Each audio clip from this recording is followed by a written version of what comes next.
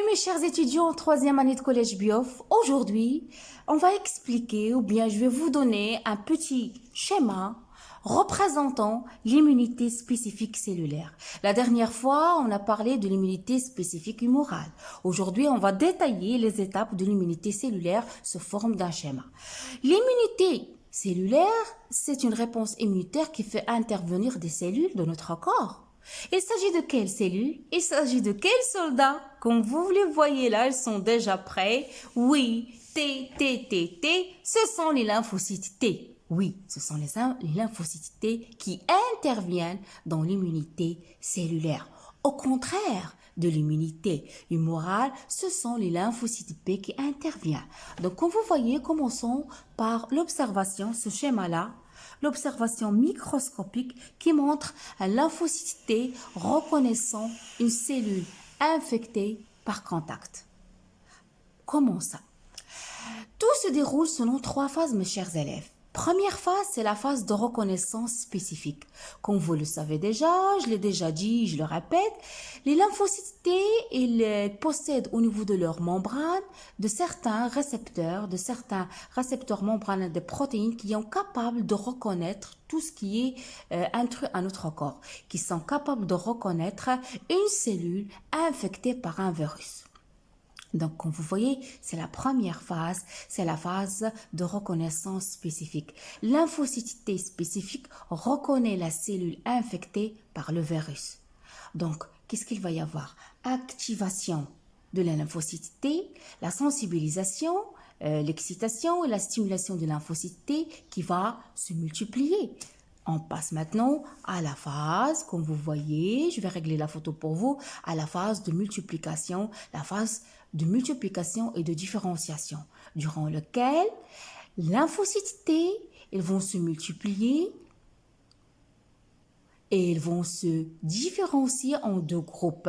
Lymphocytes T mémoire, qui vivent longtemps, et lymphocytes T tueuses, durée de vie qui ont la durée de vie limitée.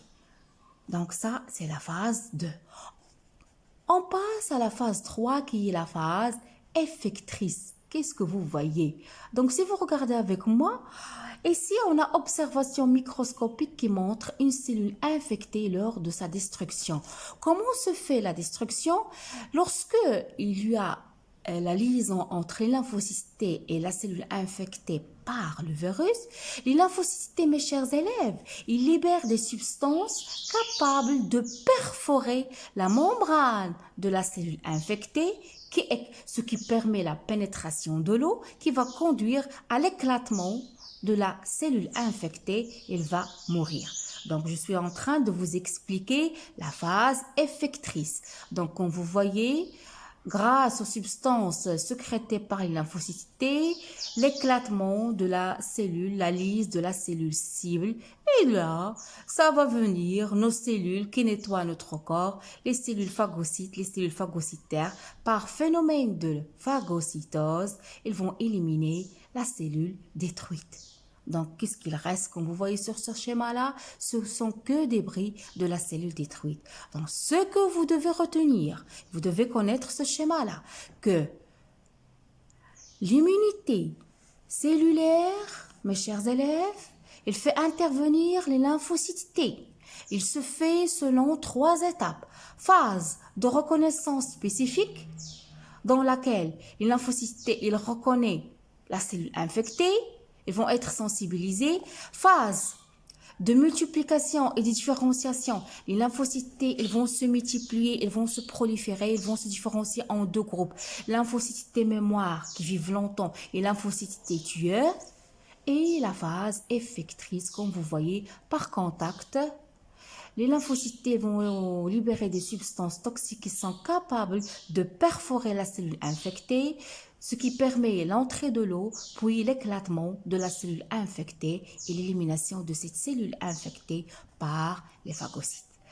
Ma capsule touche à sa fin. Je vous donne rendez-vous dans notre capsule. Abonnez-vous à ma chaîne. Laissez-moi beaucoup de commentaires. Je vous adore.